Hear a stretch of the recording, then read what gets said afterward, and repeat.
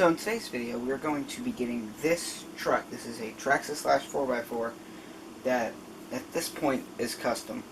I built it, completely rebuild, different A-arms, different knuckles, different axle carriers, whole bunch of stuff that you should already know by the time I'm uploading this video.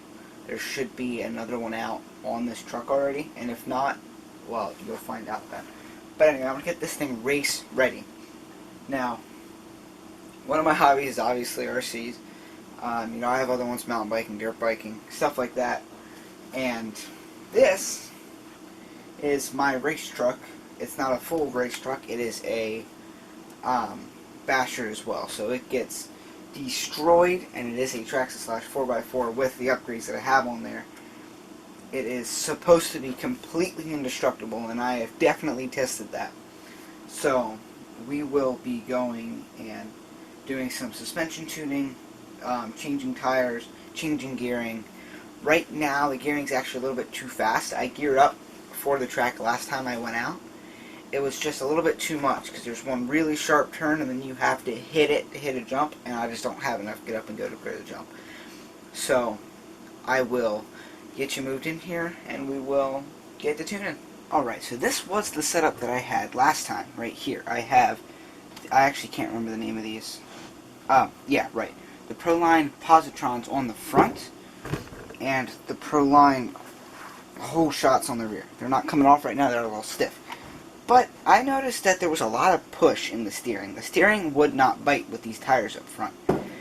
And I feel like I had too much traction in the back. Like, it was great. Every once in a while it would bust loose, but that's not a huge deal. The track was not prepped at all. There were still leaves and stuff on it, so that was purely track maintenance.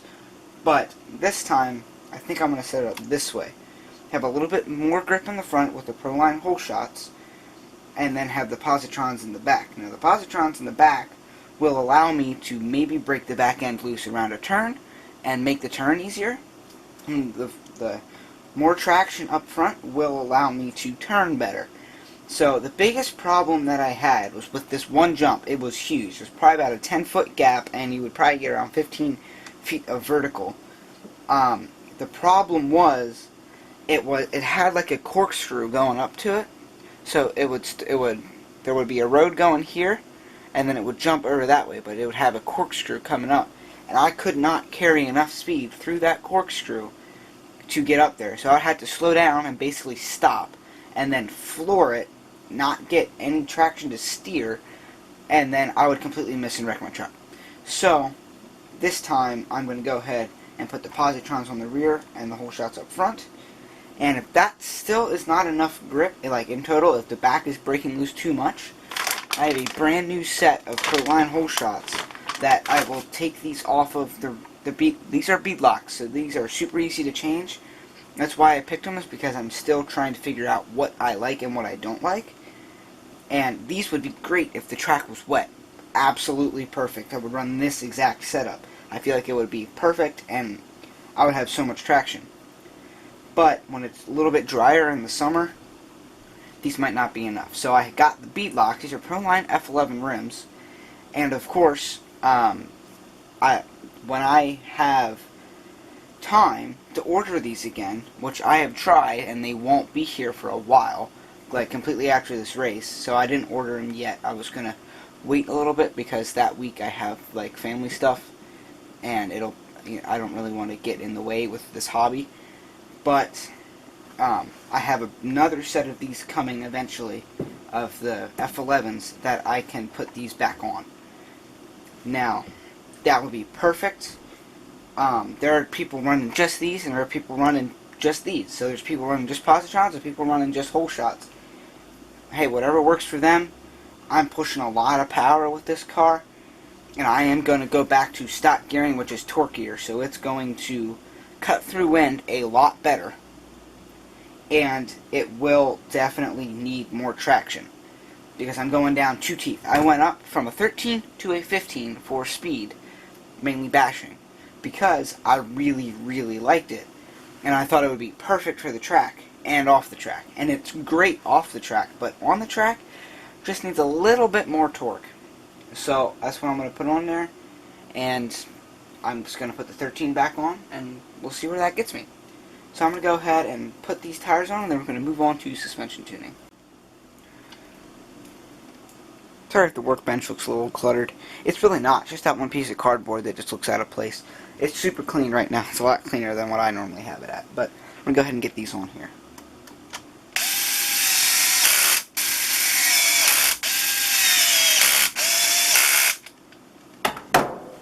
And there we go. Now all of the tires are on.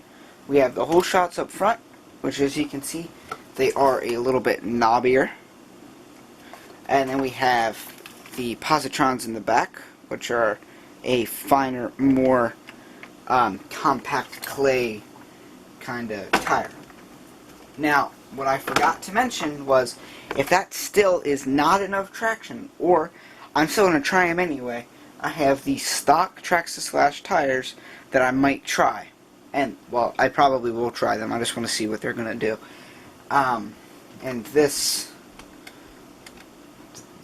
should go well, theoretically, I guess. And like I said, if these don't work out on the rear, I have a whole nother brand new set of hole shots ready to go on there.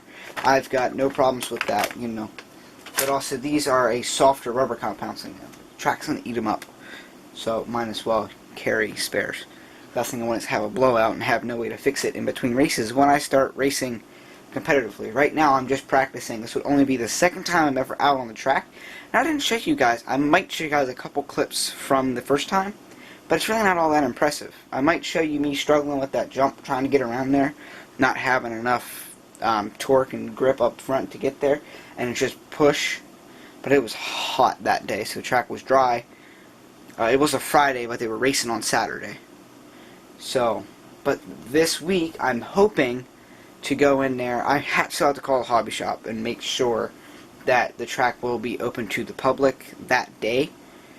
But they're racing this Friday, and I want to practice this Friday, but I don't want to be in the race. And practice starts at the race at 4:30, so I'm hoping to be there at like 3-ish and have like an hour of practice, so that, you know, I can feel what the track feels like when it's nice, taken care of and stuff like that. So we're going to move on to suspension tuning, which means I got to drop this off the stand. Now, I have the upgraded big bore aluminum Traxxas shocks that they do offer. I upgraded to those after I broke a plastic set of Ultra shocks. I didn't really feel like doing it again, so I'm just like, screw it, I'll get the aluminum ones, they're better anyway. So, these aluminum ones can handle a lot higher, like a thicker fluid, so I have 50 in both of them. And I'm going to start experimenting with fluids, but, you know, I kind of got to get them first. But right now, when I drop this, it doesn't really come back the best. It just kind of lingers there. Like I was saying, that is not right. So this should be completely flat, or a little bit above. So it should be like there. So this is not right. Like, I need to have suspension travel up and down. So like I was saying, it is the same thing on the rear. So I already have suspension spacers set up, ready to go on this truck for what I think is going to be good. Now, ideally, I would have more spacers up front to eliminate push, because if it pushes, you're not going to get as much traction, and so on. So I'm going to change some things, and then I'll get the spacers on. Alright, so now that we have this switched around, and we have our spacers set up, now I'm going with these, I think these are around 4 millimeters or something, and 2 of the 2 millimeters for the front, because I ran out of 4s. Now, what I'm going to do is I'm going to show you exactly how I do this. This is how you're supposed to do it. So you're supposed to go a couple inches up and drop it. And wherever it sticks is where it's staying. So it goes all the way down and it'll come back up to its right height. As you can see, this is a little bit too low. Actually, hold on. Let me move you down. Alright, hopefully that's a little bit better. But you can see this has a little bit of updraft. I don't know what you want to say. Little bit of camber that we don't want, and we want this to be here, probably actually just around there, or maybe even, you know, there or there. We got to make sure it's either flat or a little bit above flat, because what happens when you're almost bottomed out like that is you hit a bump and it's only got a little bit to go. So if you're like that, you can go up and down. So we're going to drop this, and we're going to see that's not good. So I'm going to go ahead, and put two of these 2 mils up here. I think it should be enough. Alright, now you can see that is a lot flatter. Okay, that is a little bit of a down pit, which is perfect. Now, a little bit of wear there. Anyway, that is absolutely perfect for this. Now, this is going to change over time, because I did discover that I have a split seal in my front shocks. So I'm going to go through, I have a new set of seals, new oil, everything's getting switched out.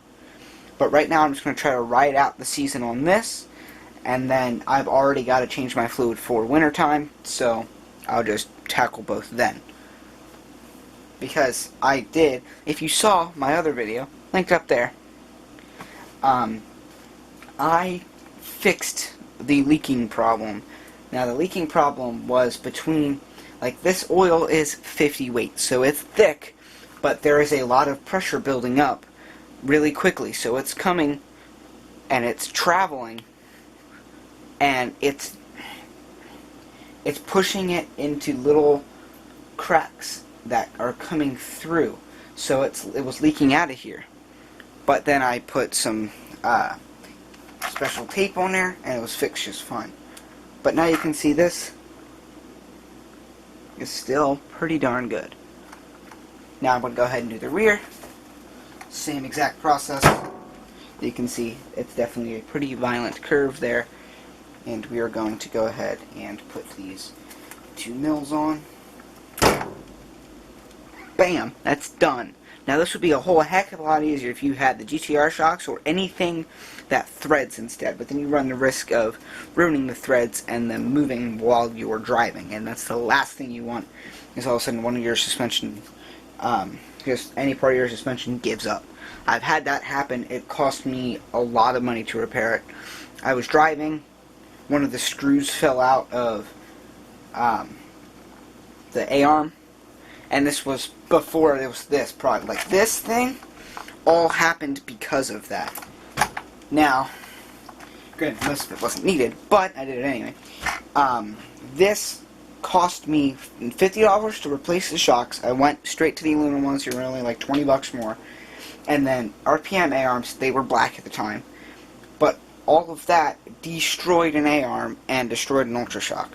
So it cost some money to replace something just for a little tiny screw going bad.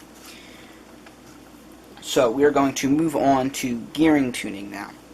Now, I don't have a computer program that will tell me what the RPMs are, at what speed, and all that kind of like dyno crap. I don't have that with these Traxxas models. So, we're going to do the easy way, and we are going to do it by driving. Now, by driving, yes, you are going to run the risk of breaking something, but that happens anyway. So, I'm going to reveal what is underneath the secret tarp thing, which is actually just something to keep dirt and snow and rocks and stuff from building up on there into the electronics. And I'm not going to show you all of it because that video has not come out yet. So, we are going to go ahead and get this, and we're going to get into the gearing. Alright, so I decided to cut this part of the video out, mainly because I don't think you guys want to watch 20 minutes of gear tuning. Mainly it was just me fighting with the car to get the pinion gear out.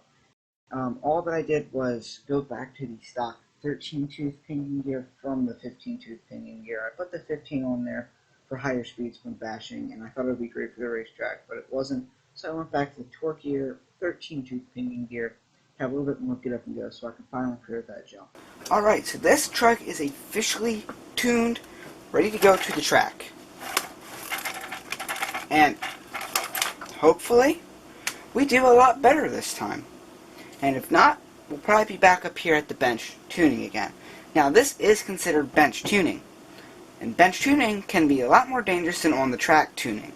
On the track tuning, you can go out and you can immediately see what you have changed. And if not, well, you need to change it a little bit more, unless you like it. But when you're bench tuning, you can't just go out to the track and drive it, especially when it's a half an hour away from you. So, bench tuning is for basic things. Suspension tuning, gear tuning, stuff that you noticed on your last outing. What could be switched, what could be done, what could be fixed. Stuff that needs fixed. Bench tuning is on the bench. Nowhere else but on the bench. Regular track tuning is at the track.